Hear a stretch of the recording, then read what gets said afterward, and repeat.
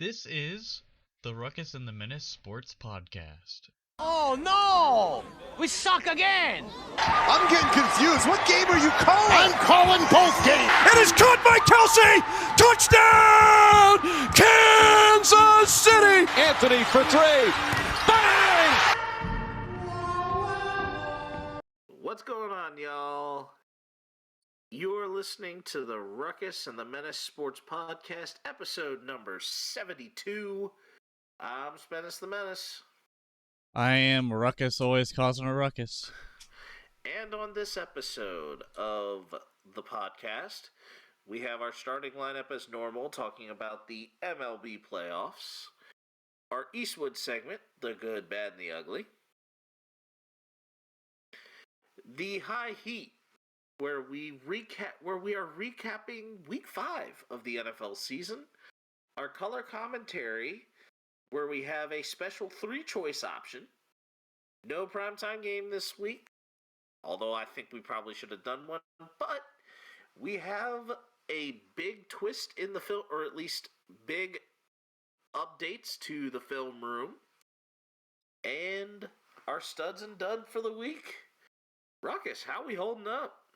I'm just gonna say it bluntly, kicking ass and taking names. Not only did the Chiefs have a very, very rough game, I was having a weird, busy time with just life in general, but we're getting through it.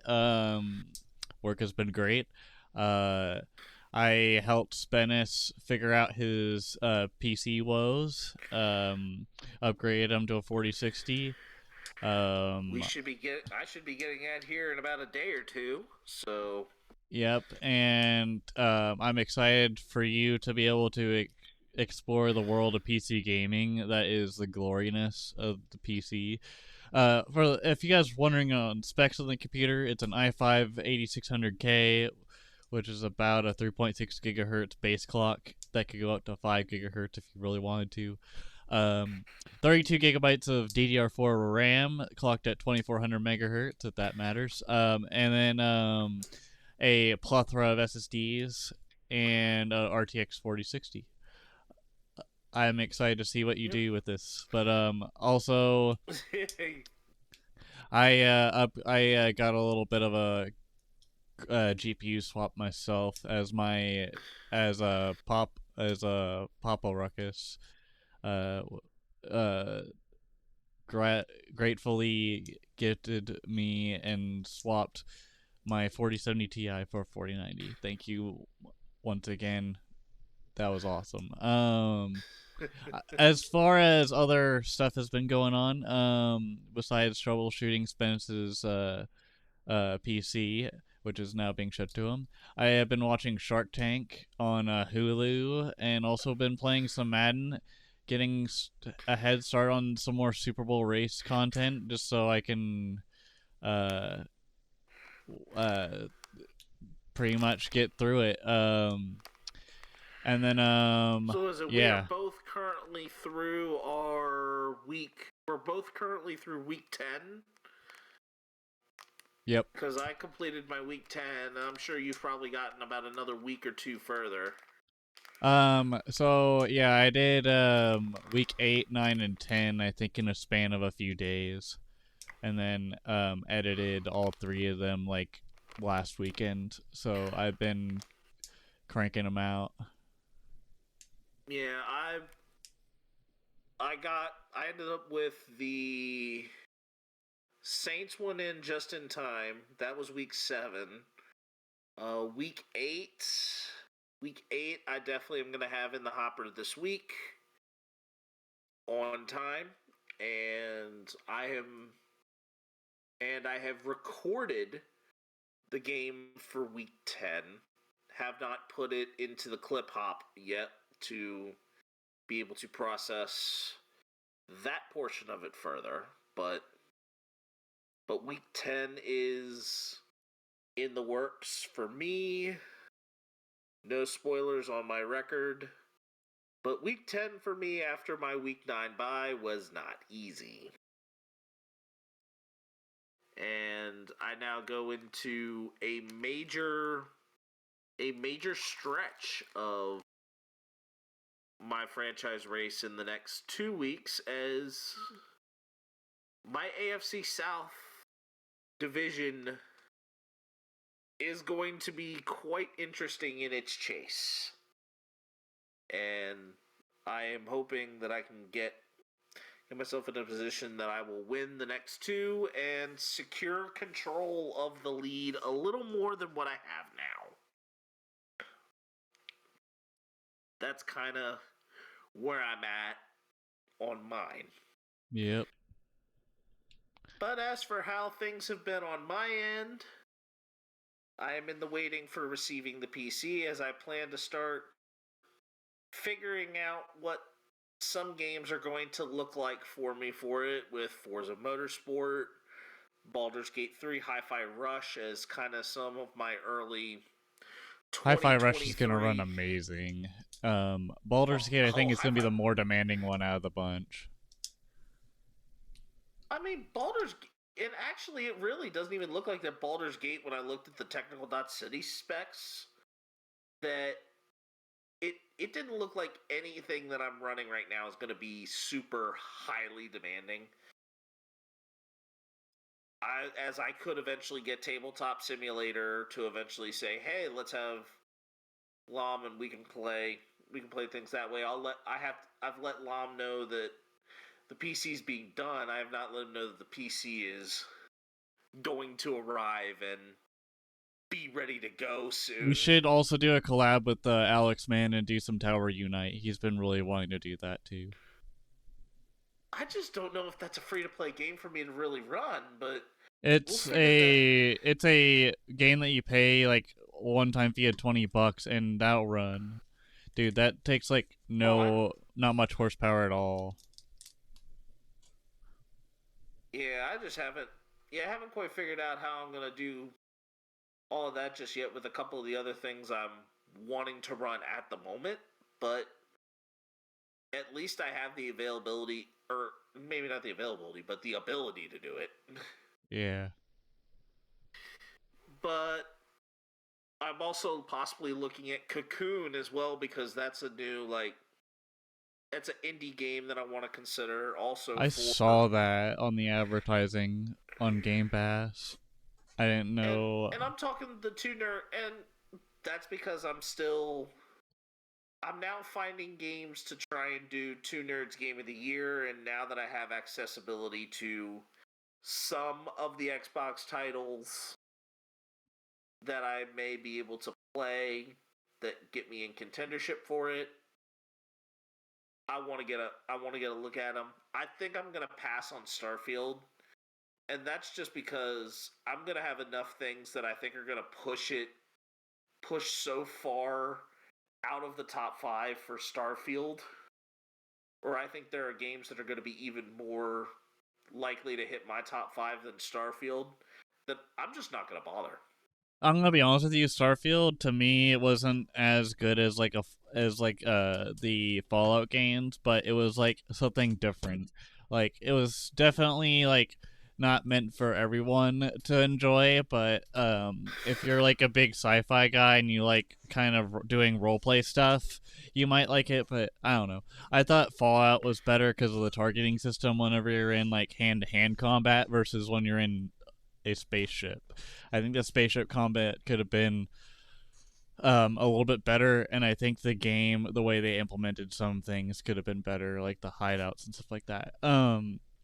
But yeah, I think I am much happier with my my plan to play Baldur's Gate 3, because I know that game is definitely going to be very high on the Game of the Year list, as it, even though it came to PS5 and had some release stuff prior to 2023, 2023 is really the major launch point for it. yeah. But Hi-Fi Rush was another little like small scale game. That's a good one. Forza's a AAA. Cocoon's another small scale game. I want to get a couple of small scale games in consideration as well. So I'm gonna have a little fun with. Just some experiences with what PC gaming is going to begin to bring my way. Dude, it's gonna be amazing for you, and I'm happy for you. Here soon. Yeah, here soon. Are But we ready to other do than this that, lineup? well, I found out that. Well, I'm gonna mention the story of how I found out that you had upgraded. And that was because my wife and I were out in the middle of nowhere in Berkeley Springs, or at least on the way back from there, because I was at the Berkeley Springs Apple Butter Festival when Ruckus had texted me on Discord and I didn't see it, that the upgrade was coming in and he was trying to get a hold of me for that, but I was in an area where cell phone service, even standard cell phone service, was at a premium. Because Berkeley Springs is kind of really out there in the middle of nowhere, like in between like a set of mountains. So you're kind of not really in a great area for major cell phone providers, especially AT&T. But other than that, I mean, that was quite a fun. Like, it was a nice little experience. I got to go out and see my friend's food truck, see some friends of mine's food truck, and had some apple butter burn ends. Oh my goodness, those were really good. That sounds different. Like it to me, that just reminds me of like the caramel apples. But I'm just picturing that, but with but like that caramel taste with the burn ends. I don't know why, but that's just what that pictures me. Well, apple butter barbecue burn ends, which is a really good flavor. But Ruckus, I will let you go ahead and kick off the starting lineup. And All right. We will start talking about the MLB playoffs. So the Phillies swept the Miami Marlins in the wild card. The Brewers got swept by the Arizona Diamondbacks. The Twins beat up the Toronto Blue Jays to win their wild card to move on to the Astros, and then the Rangers beat the Rays to get into their ALDS matchup with the Orioles. And now the ALDS and NLDS is going on. Currently, the Twins and Astros are tied in their series at 1 apiece. The Rangers and Orioles are at 2-0, where Texas is leading by 2 games, and so far that matchup has been really close. The Arizona LA matchup with the Dodgers and the Diamondbacks has been kind of a one trick, like a one-sided Really a ordeal. one-sided affair. Where the first game, it was the first inning where Clayton Kershaw got charged with 7 runs a la carte, and then the Phillies with the Braves. The Phillies have been looking pretty good, but tonight just they took the gas off the pedal and kind of coasted for a little bit, and then the Braves kind of like got into the left lane and passed them to get a 1-point lead, and their bullpen, with the help of AJ Minter and Rossiel Iglesias, sealed the deal for Game 2. Timely hit from Austin Riley. Yeah, that bomb was pretty good. But yeah, to recap, Twins and Astros tied. Rangers, Orioles 2-0 lead for the Rangers. Arizona leads 1-0 in their game in their in their series so far. And that I haven't looked at the score yet for Arizona, but Arizona, from what I heard earlier, it is currently 3-0 Diamondbacks on the top of the second. Thank you. All right. So, yeah, the Diamondbacks are looking pretty good against a not as great Dodger team. But yeah, that is the playoffs. Spennis, are we ready? Yeah. we can get to the good, the bad, and the ugly, our Eastwood segment. Whoa, whoa, whoa. And as far as the good this week, just go ahead, Ruckus. All right. So the good for this. I just was expecting you to really say the two words that you were gonna go for there. Oh, well, we don't have to say the line bar. We could just, let it happen naturally. Okay. So, what was good in sports this week was that Dylan Gabriel and the Oklahoma Sooners did a, whatchamacallit? It was they pretty much scored a game-winning touchdown with 15 seconds. Oh, you killed the vibe there. You were supposed to say Boomer Sooner, but what did you do? You ruined it, Spennis. I'm the one that's supposed to cause a ruckus over here, and you're causing more of a ruckus. What do you have to say for yourself? Well, I picked the Longhorn. I picked the Longhorns. Well, you did not pick right, because them Sooners, they were hungry, and they gave 15 seconds to the Longhorns, and even Patrick Mahomes could do a better job than that. Yeah, I said it. Boomer Sooner, OU won in a thriller, and this will be the final Red River Showdown with Oklahoma and Texas in the Big 12. Fun fact. Yeah, because it looks like they are both heading to the SEC.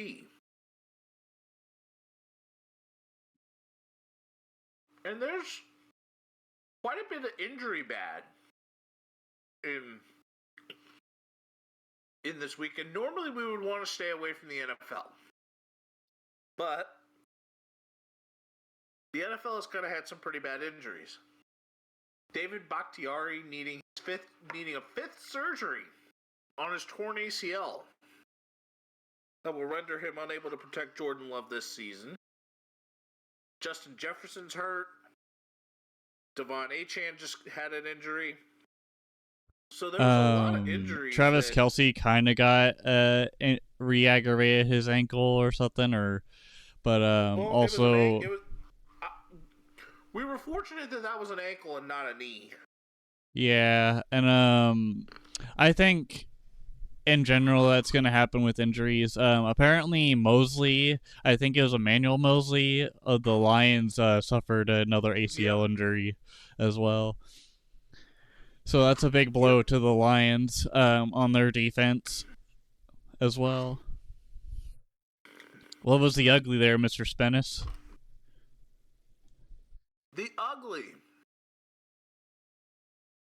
And I'm now going to add Boston into this, as they fired their pitching coach and their third base coach, along with firing Chaim Bloom. But the uglier side of this is that the front offices of the Mets and the Angels. Yep, Billy Epler resigned from his duties as an Angels GM, right? Or did he get fired? Yeah, and then the Mets. Well, I think the Mets one also stepped down as well, but the Mets one was due to also an MLB investigation of faking injuries, which makes the whole thing look even uglier than what it is now.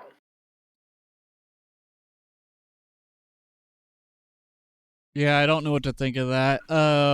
It's a good theory to have with the faking injuries thing, because sometimes I think of that with other teams that have like star players that are playing on a bad team, or the team is in a bad spot at the time, and then all of a sudden they get injured. But like whenever you see them in like the dugout or like on camera, they look like they're fine or whatever, and they're like moving around and stuff. But I don't know. It's hard to tell with the health and stuff that goes on. And even worse is that there was perspection of these two teams being in the Shohei Ohtani sweepstakes here in just a matter of a couple of months. Not anymore. Yep. I put an honorable mention down also that the ugly I put was the Dodgers getting rocked in the first game of the NLDS, but we already covered that. But I just wanted to put that out there. All right, are we ready for the high heat? Yep. And we are not talking about the Dallas dismantling from last night. So yes, I'm going to spare you Cowboys fans for now. But I'm also sparing myself and not talking about the Commanders. And we are also not talking about the Chiefs. Yep, in you're this high welcome. heat. Yep, you could save the high cholesterol for other things. Well, the high cholesterol, high blood pressure. But we are going to talk about a few other games. And the first one here is the London matchup.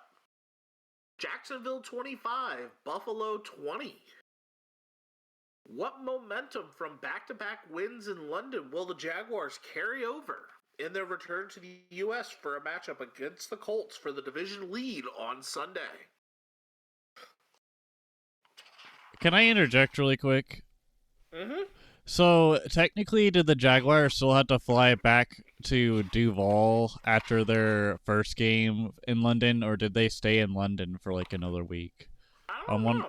I'm wondering how the logistics went with that, because I feel like it would have been sweet if they were there for 2 weeks in a row and actually got to like roam around, you know? I don't know. I don't fully know how that works. But anyways, I think the momentum. Back to the question, the momentum from back-to-back wins in London for the Jaguars, how they would go against the Colts. I think they still had to play a football game at the end of the day, and I think if they show out the way they did against the Bills, I think they will have a good chance of winning against the Colts for the division lead. I think there's a lot of carryover, especially because the Bills are on a roller coaster right now. And this thing is looping around and corkscrewing and sending them through all the twists and turns. The Bills just need a launch that helps them go like just straight speed and propel it straight and not have to deal with any of the other mess. But the Jaguars, I think, are going to have a little bit of carryover. It's going to be a little bit easier, somewhat, because they will be playing without. The Colts will be playing without Anthony Richardson. We'll talk about the Colts here in just a little bit, but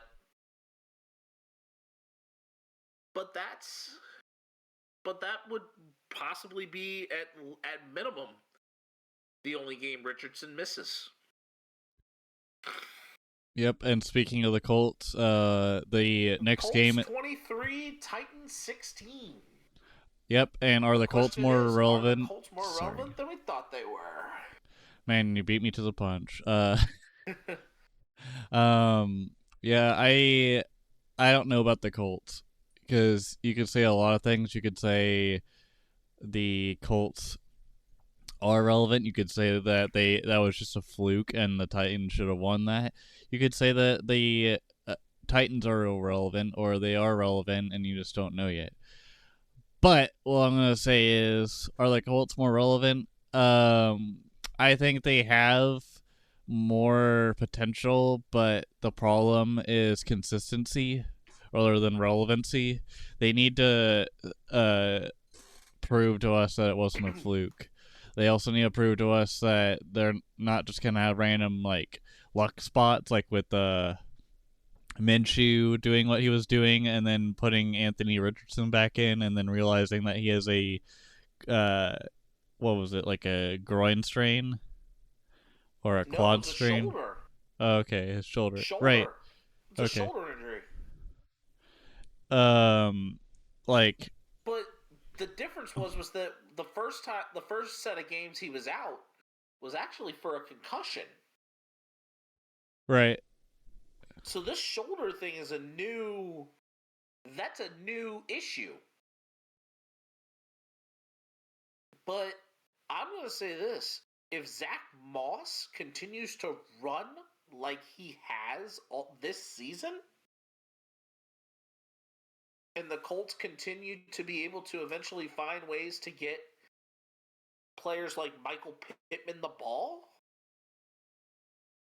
the Colts are definitely showing that they have relevance. And What do you think about Jonathan South Taylor? Showing...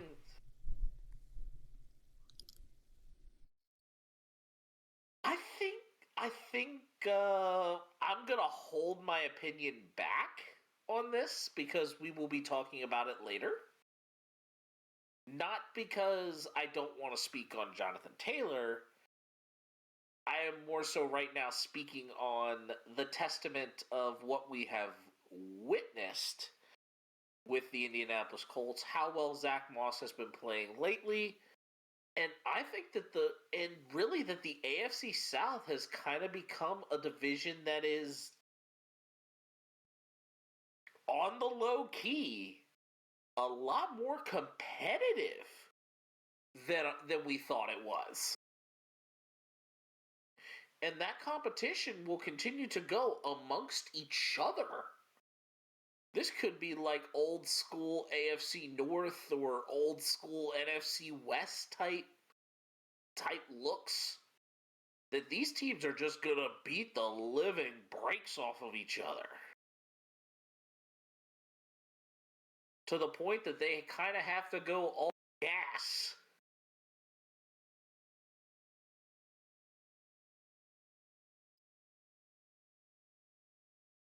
Yeah, alright. The next game here is the Pittsburgh Steelers 17, the Ravens 10. The question here, we have two. But let's start with this first one in talking about Pittsburgh. Can the Steelers springboard or use this victory as a springboard to then take control of the AFC North before teams like the Bengals start to kind of work their way back? If their defense can stay healthy and obviously the offense can be consistent, yes. You also gotta factor in that the divisional games and the divisional rivalry games will always be close knit no matter what, unless you're unless it's Bengals Browns from like the first week. Then I wouldn't be surprised if you see a rematch between those two later in the completely shift in direction. Yeah. But I am definitely going to say that really the biggest thing that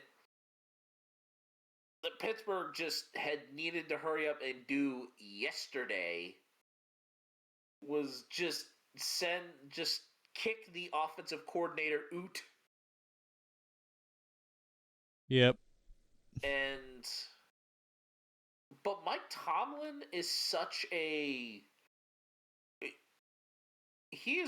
There is a very good reason why Mike Tomlin is in Pittsburgh as a coach. And the Rooneys have such amazing runs with coaches that they don't... That the one thing that the Rooneys don't do as owners of the Pittsburgh Steelers is they don't panic over their head coaches. And their head coaches get a serious amount of brevity. But Mike Tomlin has never really had a reason for them to go and say, you're fired. Because the Steelers just don't have losing seasons. And I think that this could propel Pittsburgh into some momentum, whether or not it allows them to take control of the AFC North. That comes really to the Bengals and whether or not they're going to stay in form, the Ravens and how they kind of fight back from this, and Cleveland as to whether or not they feel like they can put a spot worthy of making the chase. the AFC North is probably going to be one of the most, if not the most competitive division in football. That is true. And I think that this game here between Pittsburgh and Baltimore is really what I think the true colors of this division and how competitive it is with that game there. That's where the colors really start to come out.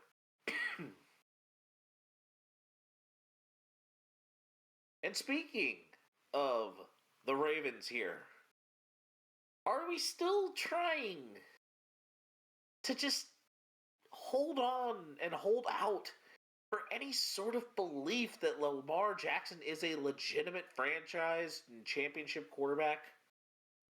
I'll say it here and I'll say it again. I think he is a franchise championship running back, but quarterback is a stretch.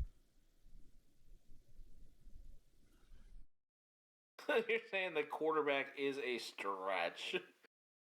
I mean,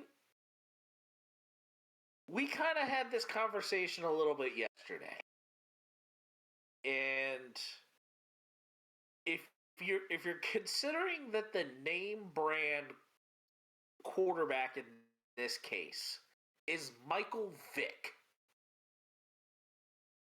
Lamar Jackson to me is the Walmart version. The great value Michael Vick. The great value Michael Vick. How much does he cost compared to Vic though? Like is Vic like the name brand can of like vegetables and then Lamar Jackson's like the great value brand of vegetables that's like 50 cents where the other one was like $2 or $3 a can. Yeah, I mean, if you're at a Walmart, most of the time, like say that Del Monte can of green beans. Here, it's probably about a little over $1. The great value can is probably about 50 cent. 50 cent, and no, I did just say 50 cent. Do not start going into the go at that point. Are we in the club or are we in a Walmart? We're just gonna keep.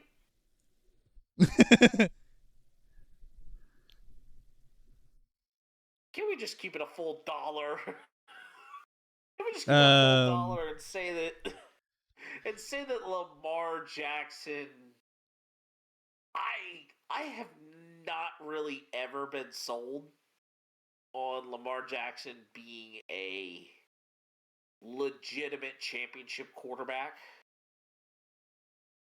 And I tell Ravens fans this all the time. That I just am not sold. Like, I can't buy into Lamar Jackson having that because even in his Heisman Trophy season at Louisville, a lot of his major playmaking is done with his feet. And he was one of those players that I thought would have been forced to change over to a wide receiver type position. Because look at some of the other quarterbacks that have had to change over to that. Hines Ward, Antoine Randall, Julian Edelman, Terrell Pryor. They wanted to try and make Tim Tebow a tight end. Or a fullback.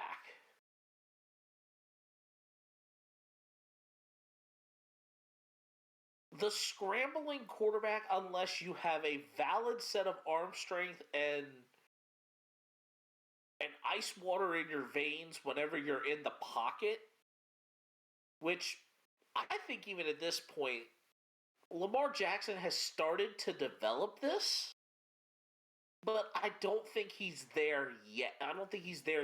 And I think he might be too far into his career for him to really find a way to truly say that, for us to really even say that he is there.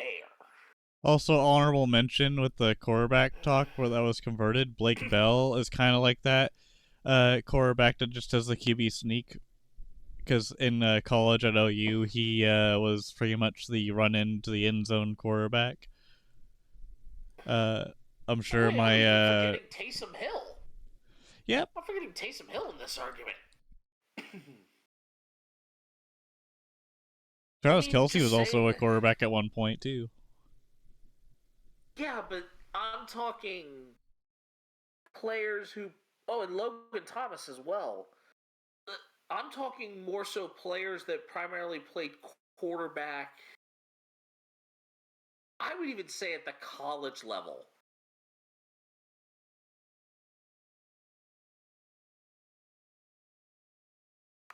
Like, there are some people who had to play quarterback at the college level and would have been. And they made them have to change their position. Just because of how athletic they are. Lamar Jackson, to me, I think, is one of those guys that probably should have been a wide receiver, but I don't think he had the hands. I don't think he truly had the catching hands to be able to be a wide receiver. Yeah. All right, let's get into our next one. Keeping it into the AFC North. The Cincinnati Bengals 34, the Arizona Cardinals 20. The question here is, are the Bengals back into form? Are they playing like Sister Act 2 and getting back into the habit? I think that they are slowly getting back. You know, a little birdie once had the same issue where they looked lost in the first 4 games of the season and then came back and went to the uh, AFC Championship and then lost that year and didn't go to the Super Bowl. And that was Mahomes and the Chiefs a couple years back. Remember when Mahomes had all those like turnovers because no one was blitzing him anymore, and they were focusing more on the zone coverages and man-to-mans. So the wide receivers are very hard to come by because you had Hill and Kelsey, and they were both being guarded. Well, the same kind of thing is happening with Burrow, where he's trying to adjust to new things too. And the same with Chase. Burrow's been dealing with a calf injury. Chase has been dealing with like very bad games of play. T. Higgins is injured. So there's a couple of different things that really could have gone more or less not their way. And really could not have you couldn't have caught like even worse of breaks. And I think that Cincinnati is I think they're finding their rhythm now. But what makes Cincinnati interesting here is more so going to be what is the journey coming up ahead for them. And the patch you are about to hear is about as rough as you're going to get it. Here are the Cincinnati Bengals' next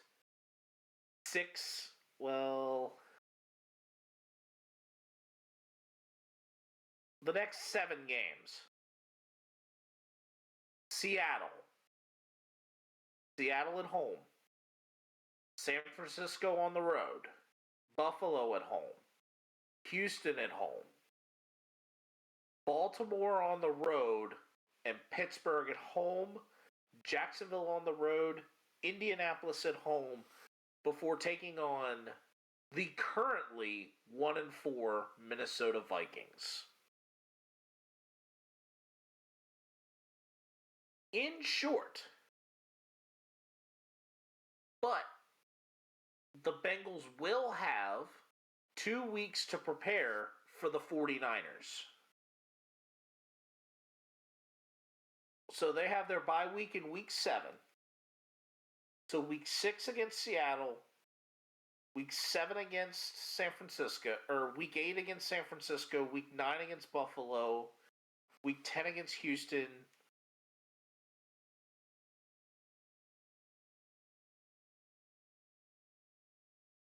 Six, 7, 8, 9, 10, 11, 12. Yeah, week 12.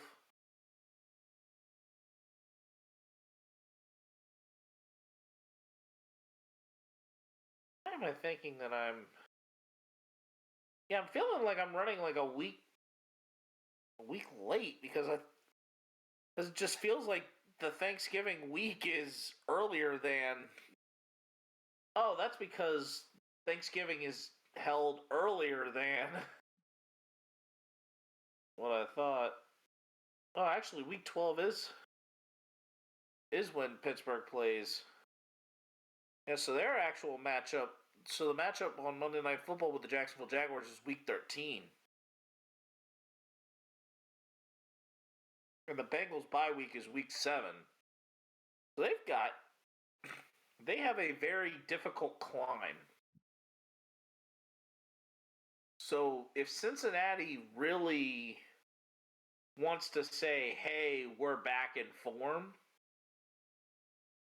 it's going to have to come in a sense of we gotta win multiple games in a row. And a lot of these tougher games, we're going to have to beat the teams that we play against. Yeah. Like, that's just kind of has to be what their mentality is. And if they don't have that, this season is kaput for them. 0 to 100 quicker than Drake actually saying the hook. Mm-hmm. And even then, that was real quick. All right. Next one. Yep, the next one here. Eagles 23, Rams 14. We actually are going to be talking about the Rams in this one because we kind of already know what we're really getting out of the Philadelphia Eagles. And the question here for the Rams is, does the return of Cooper Kupp bring a larger net benefit to the Ram offense?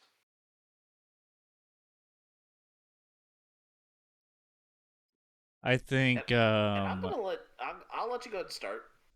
I think it's definitely a good like ease in period for Cup since he just got back from an ankle injury and was It was a very hammy.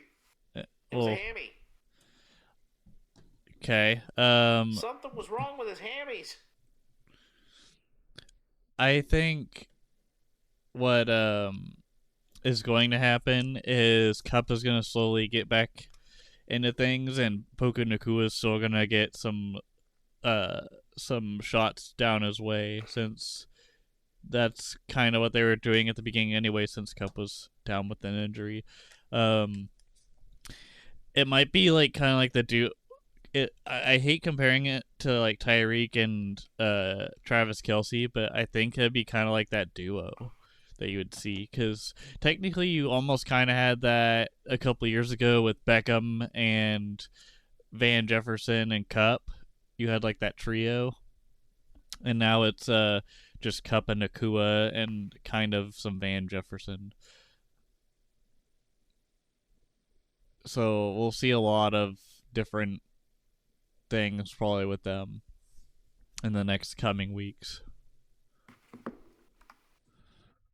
So here is where I am at. Cooper Kupp is going to be doing Cooper Kupp things. But Cooper Kupp just naturally brings a net benefit to the Ram offense. Honestly, if you're really wanting me to kind of express more of of the answer to this question. It's more so that I think that Puka Nacua has been the person who I feel more so has ultimately brought the Rams what their true net benefit is. That Puka Nacua and the Rams being able to scout out and find this very, very effective late-round draft pick that has been nothing short of spectacular as in his rookie season. You really can't take anything away from it. That Puka Nacua had a 22-year-old rookie out of BYU, 46 receptions for 572 yards and 2 tutties in his rookie season.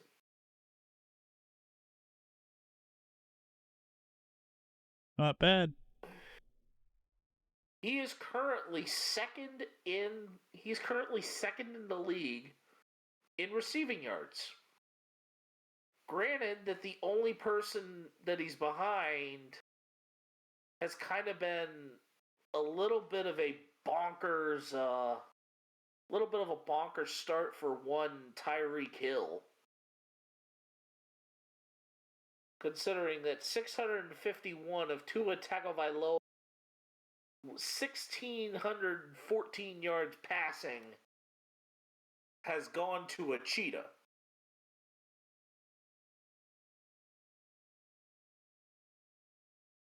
That kind of says a lot.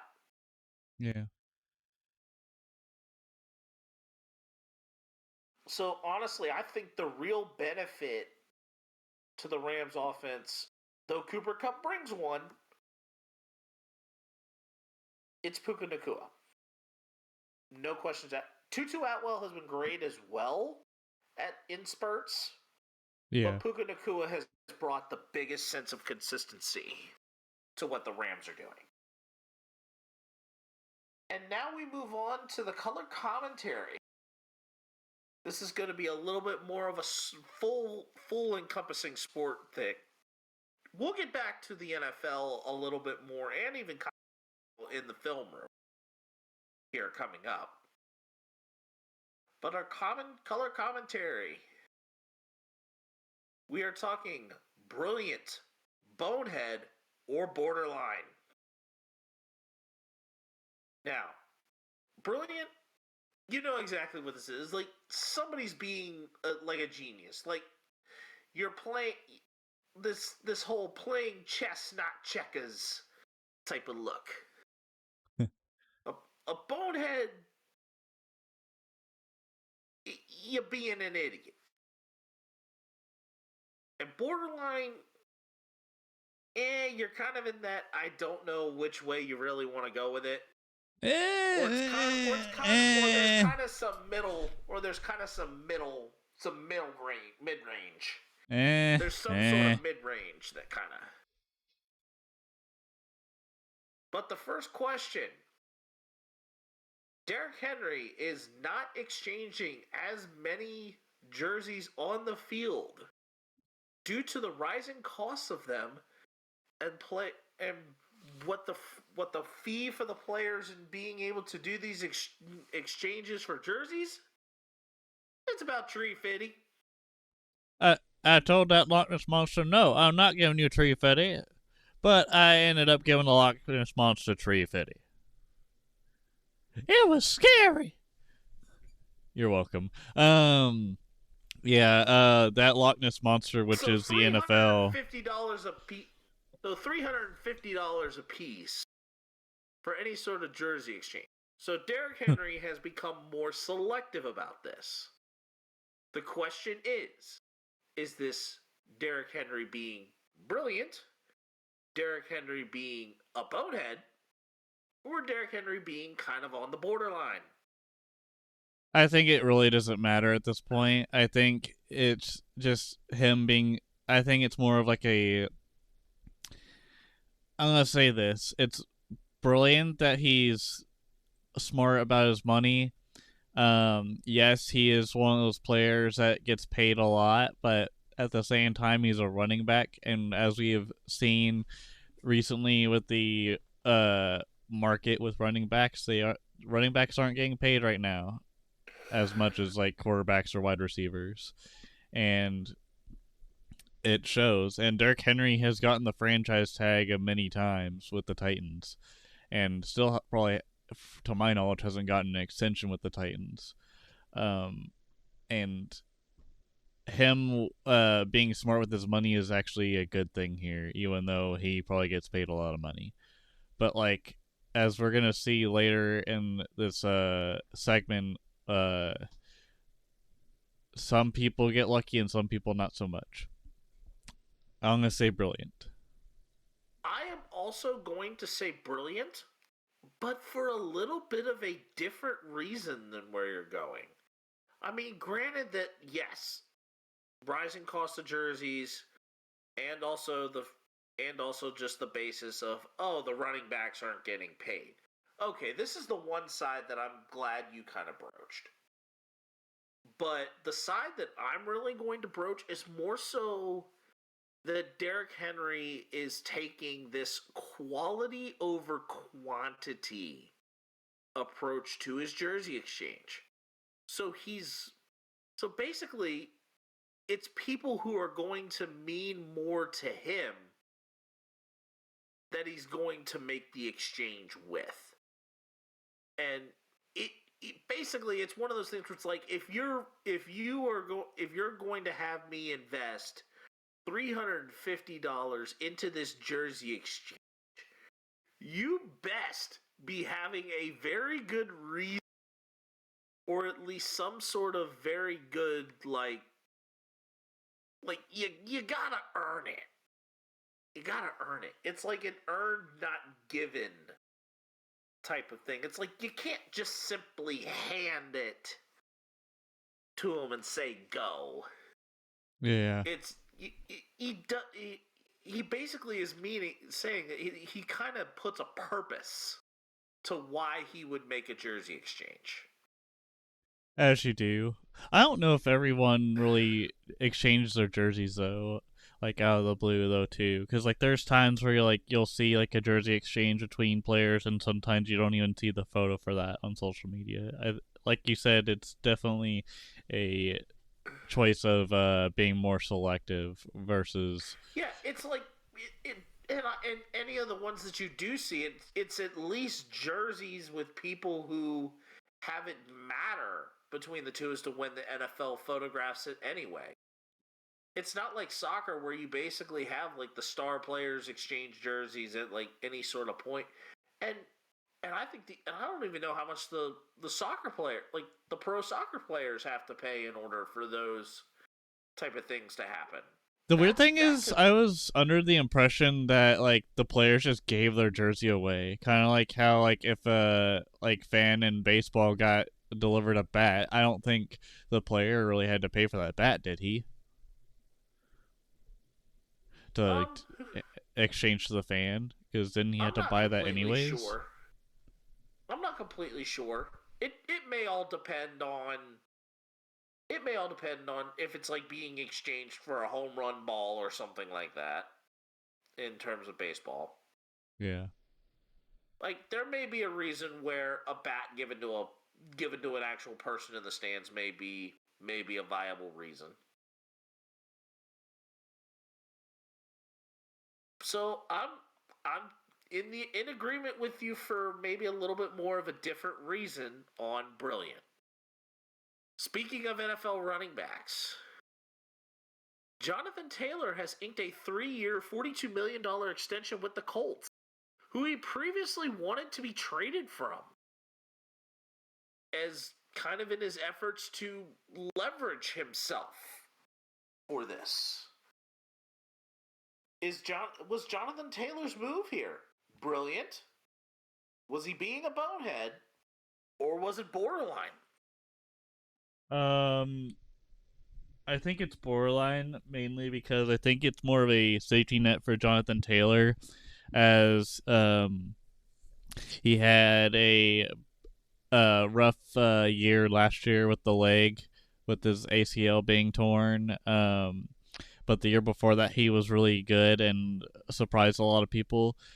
I like I like I was just saying, I think that's a safety net, and like I was saying earlier with Derrick Henry and how he hasn't really gotten the franchise tag, but he's been used a lot by the Titans and not really extended. I think this might be a ongoing trend with that goes into Derrick Henry as well in his realm. But I do think it's kind of weird that Jonathan Taylor went for an extension after pretty much saying "screw you guys, I want to get out of here and go somewhere else and play," and then now it's like, okay, I'll talk to Ursay and see what he has to uh, talk about, and then it became okay, you get a 3-year, $42 million extension. It's weird, but to me, I think it's borderline because I think there was like, I think both sides hammered out some details and got the stuff done. Okay. The leverage play here from Jonathan Taylor, okay. I could call that brilliant.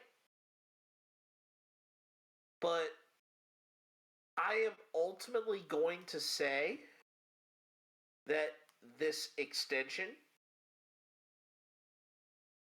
and how Taylor kind of went through this, oh, I want to be traded from you guys. I want nothing to do with y'all. And then all of a sudden you see the Colts start winning. Start with a little bit of a trail of winning. And Jonathan Taylor also would be seeing here that Zach playing. I think he was trying to cash in and hope for a chance. But even the money at this point for the Colts to even pay him $14 million a year for 3 years for this. I don't even think Saquon got that much. Quite frankly, this is not brilliant. This is a bonehead move. This is bonehead. Boneheaded written all over it. And here is why. You have Zach Moss, who has been playing extremely well over these last couple of weeks. Running the ball well for much less money. You then go and pay your star running back. Granted that this star running back is only 24. A 3-year, $42 million deal because he basically tried to pull a Le'Veon Bell and bet on himself and succeeded a lot more than Le'Veon did. Well, Le'Veon was also being kind of an idiot with his decision making, whereas Taylor was more so trying to protect himself because the GM was pretty much saying that that running backs ain't shit in a sense, and that they're not very valuable at all.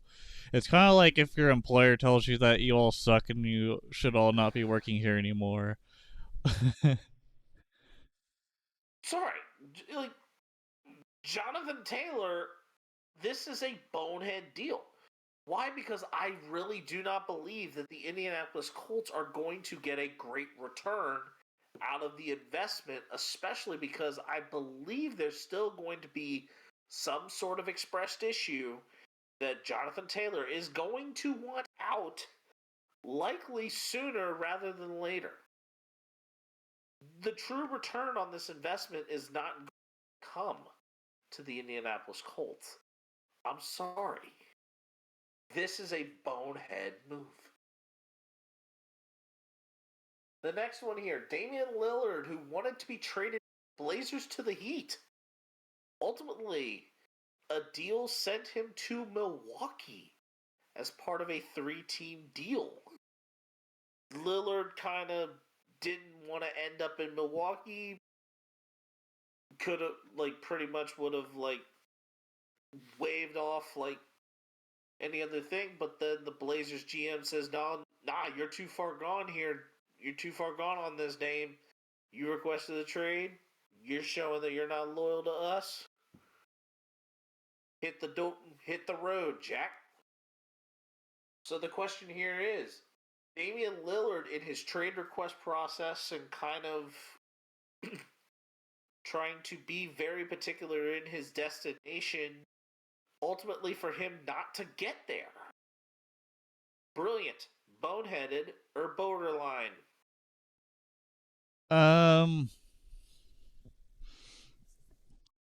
I think part of me wants to say boneheaded, but part of me also wants to say that it was borderline because uh, Lillard was on the market for a long time, and there was speculation even like right after the finals was done that Lillard would become a Miami Heat, but did not pan out the way he wanted to pan out. But he at least has company with Giannis Antetokounmpo and Chris Middleton and many Chris others, Middleton. and Otto Porter, right? Or Bobby Portis. I'm thinking of Bobby I think it Portis. might be Bobby Portis.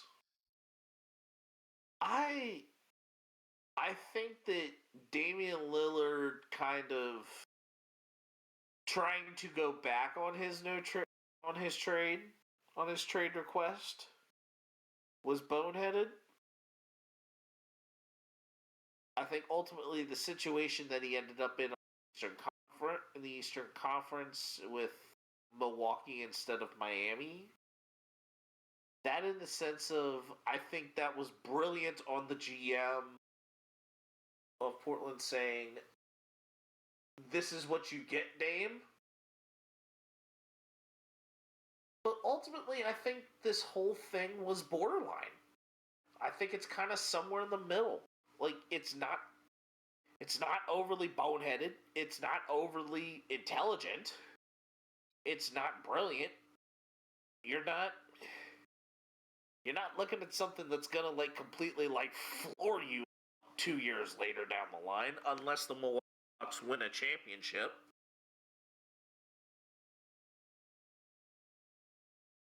Yeah. So I'm really gonna say borderline here. Yeah, I'm gonna say borderline as well. Um, we did not talk about this last And week, but yeah, now we have talked about it, and yeah, I'm kind of happy for the trade occurred last week, and we missed it on pod, but we kind That's of okay. needed to take this color commentary, and we can kind of break it down. The last one here, the Cleveland Cavaliers to have promotion for a Kelsey Brothers bobblehead night with players in talking about it saying that Taylor Swift did not put Trav on the map, contrary to a Swifties claim. Some Swifties may claim it that that they didn't know who Travis Kelce was, and that he really wasn't anybody big until Taylor Swift started expressing interest. So, is the Cavaliers' decision to have a certain promotion for this in the wake of all of the Swiftie romance speculation brilliant, boneheaded, or borderline? I think it's brilliant. Just straight up brilliant. Any publicity is good publicity.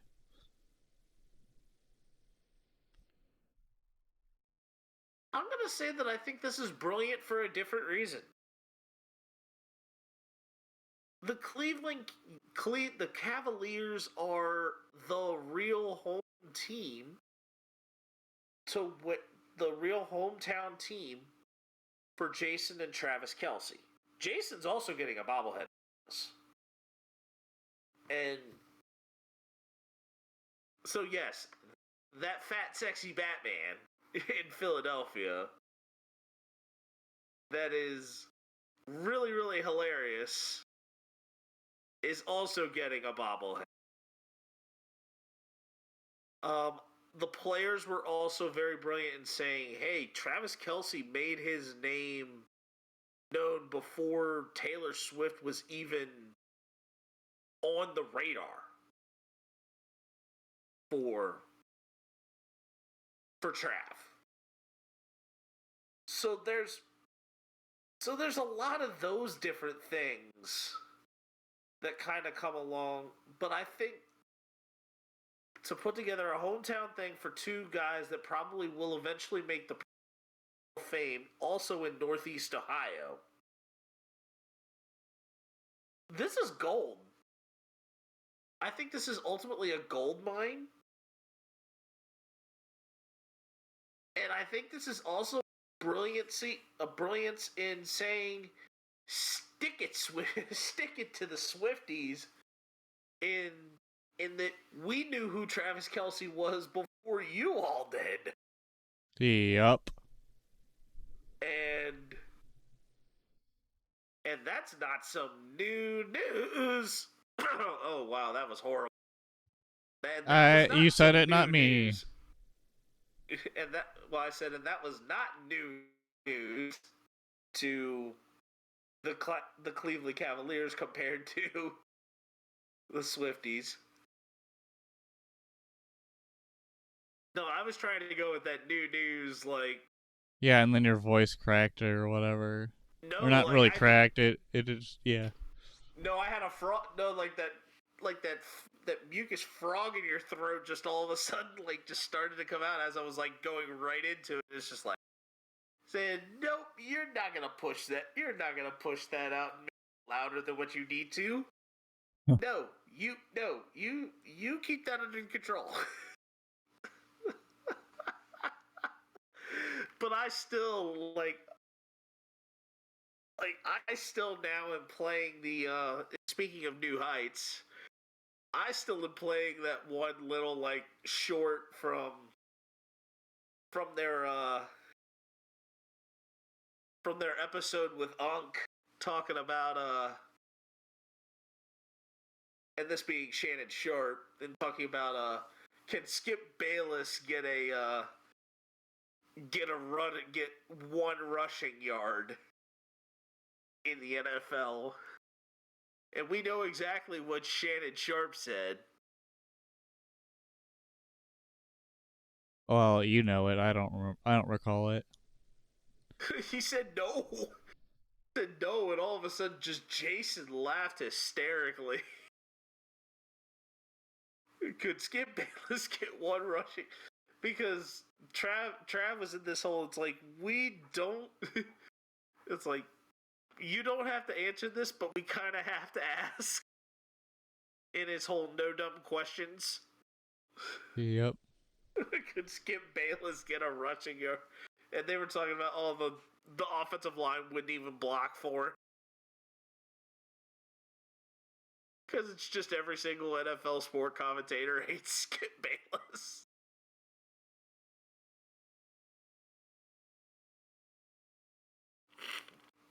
But, oh wait, I am on the wrong thing. We now have the film room. We still have 2 points that are potentially about to be scored as the Raiders and Packers are still currently playing.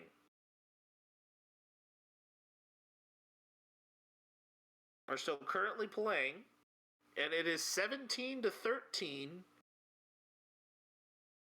with just under 13 minutes to go in the fourth.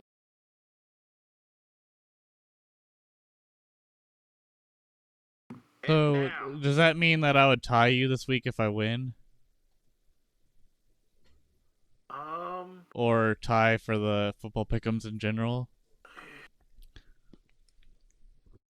I'm trying to think of where I missed it. Missed something. According to that math,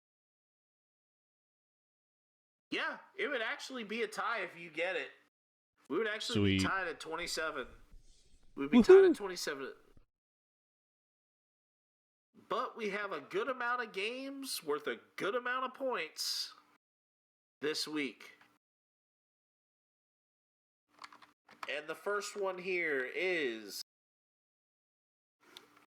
Miami, Florida versus North Carolina. I'm picking Miami. Go Hurricanes.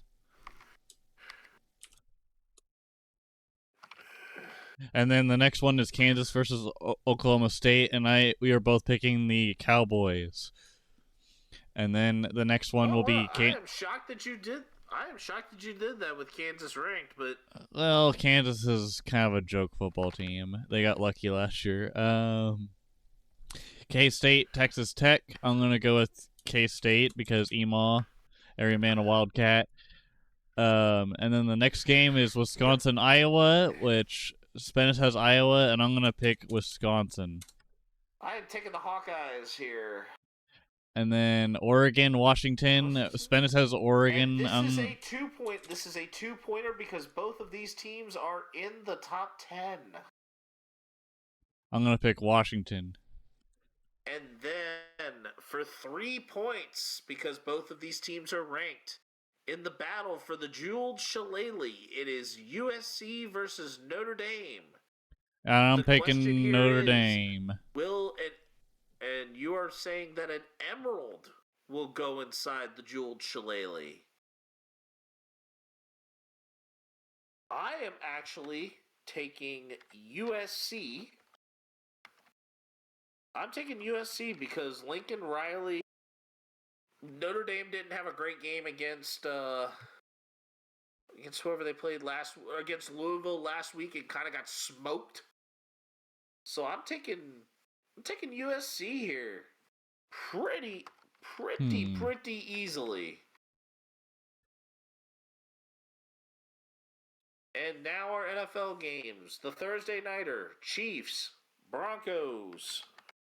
I think we both are gonna be unanimous with this one. It's gonna be them Chiefs, and then Commanders, Falcons. I really am thinking that my Commanders are going to come away with this one. The Saints, Texans. I picked the Saints, and you picked the Saints as well. I'm taking New Orleans as well. I think that the Saints are kind of rolling right now. The Bengals and Seahawks. I'm torn here. I might actually take Seattle here, but I think Seattle is playing without Geno. Seattle might still be playing without Geno, and I think he's starting to roll. For 2 points, the Colts and the Jaguars. The Colts will be playing without Anthony Richardson. I am picking the Colts over the Jaguars. I'm taking the Jaguars to sweep the season series. The Colts are playing without their one quarterback that has definitely put the most pressure on them. Duval has been kind, but Duval has been cruel to Gardner Minshew throughout his career. So I ultimately still am going to say that this is going to remain cruel. And I am going to take Duval.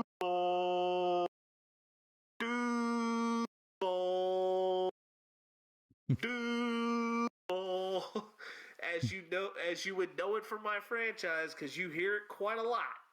Yes, sir. The Jacksonville Jaguars. Now, the next game here that very well could have been a 2-pointer, but we decided to keep it at 1. The Tampa Bay Buccaneers and the Detroit Lions. I think it's going to be Bucks all the way. I'm taking the Lions.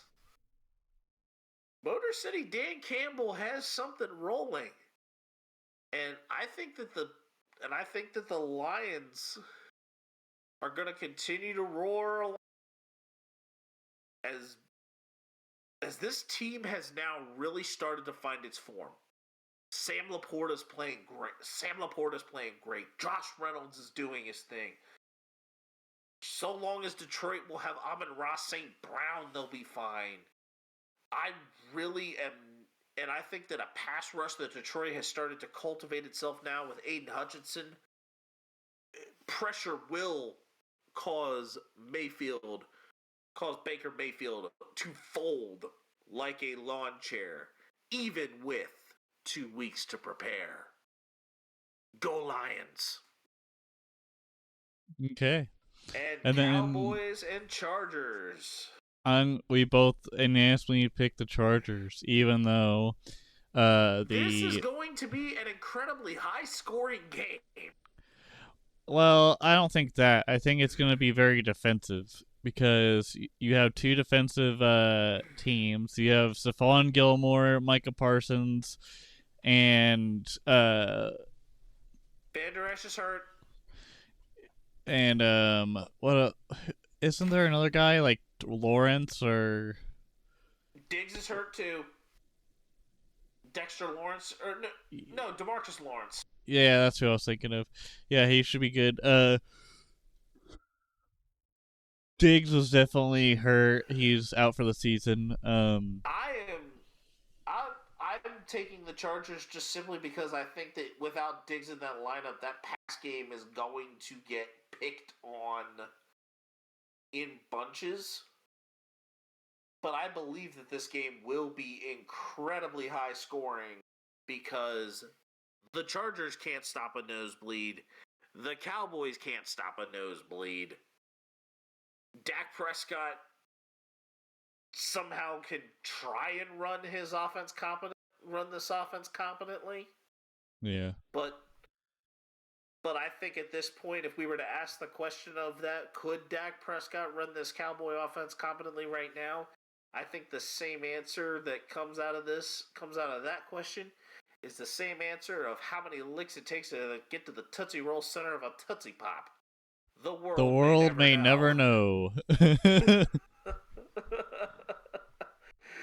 Yep, but our wild card lock this week. Who are we locking in? I'm gonna say the Eagles hang on for a 6-0 victory against the Jets, or not 6-0 victory. They're gonna be undefeated. They will remain undefeated. The Giants right now. Remember how I said last year that the Giants were an overachieving team? Yep.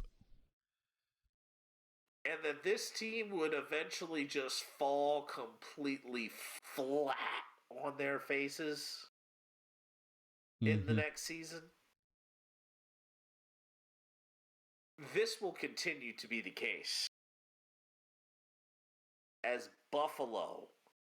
the Buffalo Bills will show why they are the kings of New York. State, that is.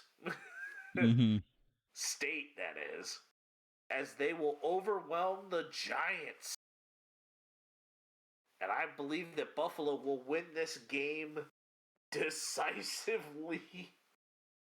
And it probably will be over before the game even begins.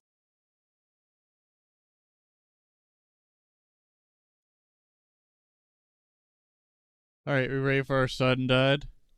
Yep, we're going to go right to our stud and dud. All right. You go ahead and take it away. All right, so my stud for this week, and there'll also be an honorable mention too, but here we go for the stud. This week, it is Baker Mayfield during his Pat McAfee Show interview at the Cotton Bowl, or should I say outside the Cotton Bowl. There were some Texas Longhorn fans heckling him as they were taking turns saying, "Oh, you sucks." And at one point, one part of the crew was saying "Oh, you," and then the other part said "sucks." The crew meaning the Longhorns fans, and they would go, "Oh, you sucks." "OU sucks," and they would just kind of go on repeat. You could hear it. It was hilarious. And then when Baker finally got to the podium and started talking in the mic, he then silences the Longhorn faithful, saying he has always hated the Longhorns after they shouted "OU sucks," and it was very funny and hilarious. It was also a very good interview between Pat McAfee and Baker Mayfield and the crew as well. And then my honorable mention for this week is George Kittle showing off a hidden gem, which was a jersey that defaced the Cowboys saying F the Cowboys. And this was last night's game, Monday night, or not Monday night, Sunday night. And yeah, I thought it was hilarious. A lot of people thought it was hilarious. Good job, George Kittle. And then my dud of this week is my big brain idea that the Commanders would slaughter the Bears on Thursday Night Football. And I'm not the only one that thought the Bears were going to get slaughtered on Thursday night, but DJ Moore had a clinic. But I thought it was going to be a much closer. Yeah. And then my honorable mention for a dud. And it's not going to be a very popular one, but I decided to put it in here anyways. Jimmy Butler deciding to go emo this season after last season's outcome, losing in the finals to the Nuggets. Oh my gosh. The meme. Just the memes. It was too much. Too much. All right now. Go ahead, Spedis. Okay, so my first one. Yes, I am playing very, very hard in the Travis Kelce, Taylor Swift thing here. Even though both Jason and Travis think that the NFL is overdoing it with the Taylor Swift, which, yes, this is entirely true. Jim Nantz handled this in the most brilliant way possible. In talking about, in case you were wondering, and this is, and I quote, in case you were wondering, 7 words I thought would never leave my lips in my career. What are they? Taylor Swift is not at the game. Nance said, as the CBS cameras panned to the Minneapolis crowd filled with Swifties. That's a first for me. I've never said this before. There's some broken-hearted people I saw in the stands. She was questionable all week, but it looks like it's officially inactive. It was brilliant. It was in such the professional way that Jim Nantz will handle just about every single situation. Tony Romo got a laugh on, but there was no roasting of Romo over the Jessica Simpson thing that happened years ago involving this issue of a famous pop star being at an NFL players ball game. But Jim Nantz still handled this with gold. My dud, the honorable mention, and I'm going to call out any fantasy football owners here who chose to sit either DJ Moore or Jamar Chase. Or he could be like me in a league where both players had a match where DJ Moore and Jamar Chase played each other, and then have every single point of that matchup between the two, with the two of them on each side, cancel each other out, and you still lose. Yep, I'm 3-2 in that fantasy football league. To Josh Jacobs getting a tutty. Can't hate it. Just gotta roll with the punches. Still doing better than me in one of my leagues. I'm 0-5 now in one of my leagues, and in the other two, I'm actually doing fairly well. Yeah. All right, you want me to Alright. take us out? But, oh no, I still have a dud.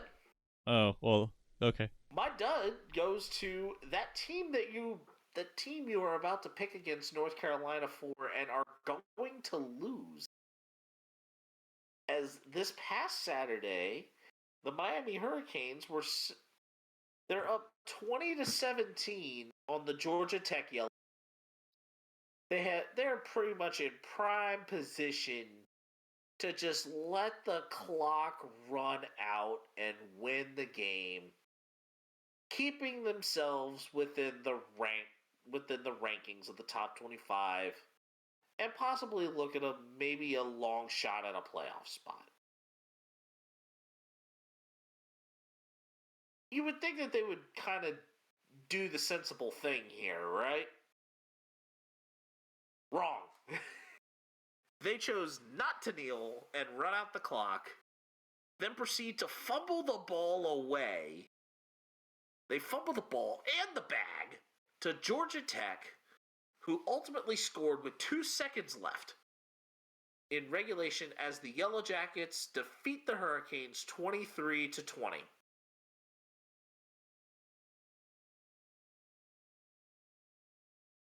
Yes, I am giving the dud to the entire Miami Hurricanes, not just the head coach.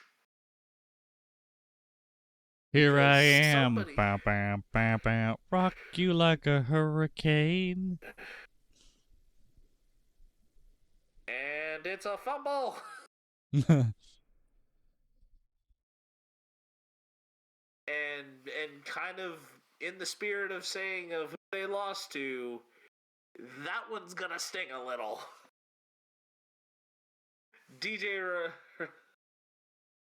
Well, I almost said DJ Ruckus. Just take us out.